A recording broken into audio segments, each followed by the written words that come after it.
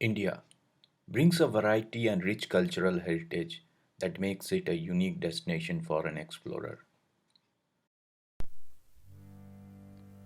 Named after Captain Daniel Ross, the Ross Island is now renamed as the Netaji Subhash Chandra Bose Dweep by Prime Minister Narendra Modi in 2018.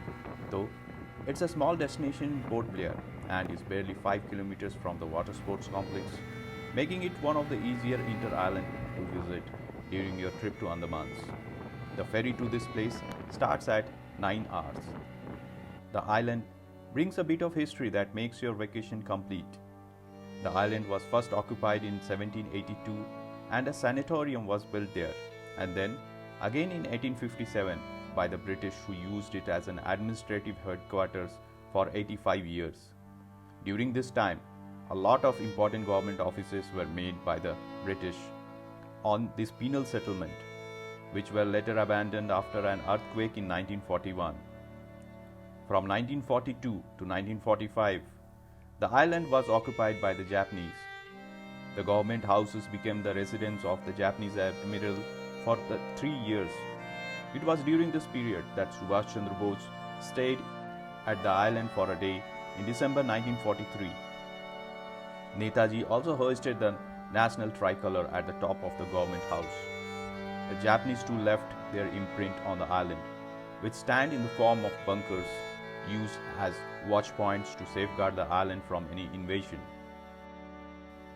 The ruins of these old buildings made by Indian prisoners are still present at the island, textured by thick roots of people and siri trees that takes us back to an era long gone but still remembered. Magnificent man caves, the old church, and grim history associated with this place gives out a unique vibe that can't be found anywhere else in Andaman and Nicobar. The whole experience is even more mesmerizing with its protected forest, which is a sanctuary of a variety of birds and animals, including peacocks and deer, that present an amazing experience for people who love to walk around and enjoy their time in the lap of nature under the shade of tall tropical trees. The most unique thing about the island is that civilian settlement of any kind is prohibited by the administration. To know the history of this island, you can attend light and sound show in the evening. After visiting the Netaji Subhash Chandra Bose Dweep, you will head towards North Bay. It is a secluded island which spans over a relatively medium area. Although the island doesn't offer much sightseeing options for visitors other than the shoreline and jungle, it is one of the best places for water sports in Andaman Island. The island is surrounded by crystal clear cyan colored water with a shallow shoreline that offers a magnificent underwater view.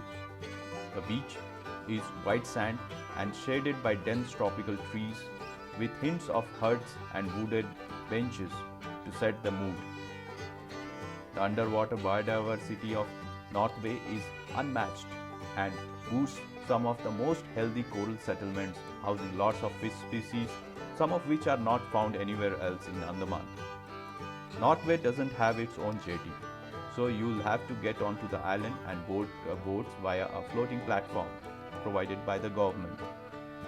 Soon, you'll reach the beach and to look around, you'll find counters of scuba, snorkeling, sea walk, dolphin glass bottom boat ride, and lots of other activities.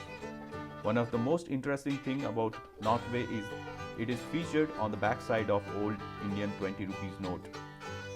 After finishing lunch, you can trek to the watchtower. The view from the top of the tower is really breathtaking. The visit duration to this place is almost half a day, and ferries will leave at 15 hours for returning back to Port Blair.